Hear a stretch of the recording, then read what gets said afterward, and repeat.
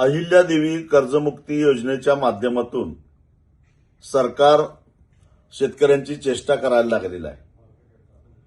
नोव्हेंबरला मुख्यमंत्र्यांनी आश्वासन दिलेलं होतं की 30 जूनच्या आत महाराष्ट्रातल्या शेतकऱ्यांचा सातबारा आम्ही कोरा करू.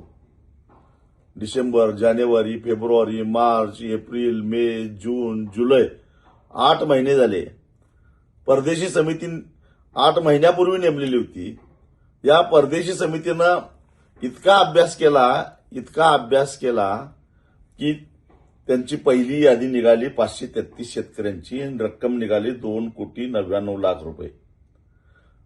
त्यांना सेवा सोसायट्यांनी, जिल्हा मध्यवर्ती बँकांनी 11 याद्या दिल्या. 11 आतापर्यंत 11 वेळा मागणी केली याद्यांची.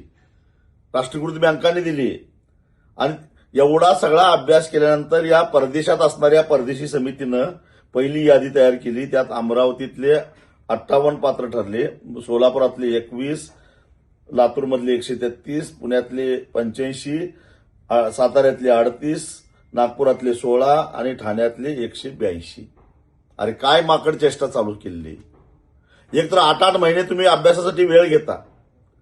तुमचे नियम, निकष, अटी, शर्ती लावून पहिल्या यादीत अवघ्या 533 लोकांना पात्र ठरता. लाज नाही का वाटत? ही चेष्टा थांबवा. पाऊस लांबलेला आहे. शेतकऱ्यांचं दुबार पेरणीचं संकट शेतकऱ्यांसमोर आहे. खतं मिळत नाहीत. अशा परिस्थितीमध्ये शेतकऱ्यांच्या भावनेशी खेळ खेळण्याचा प्रयत्न केला तर याद राखा, शेतकरी तडाखा दिल्याशिवाय सोडणार नाही.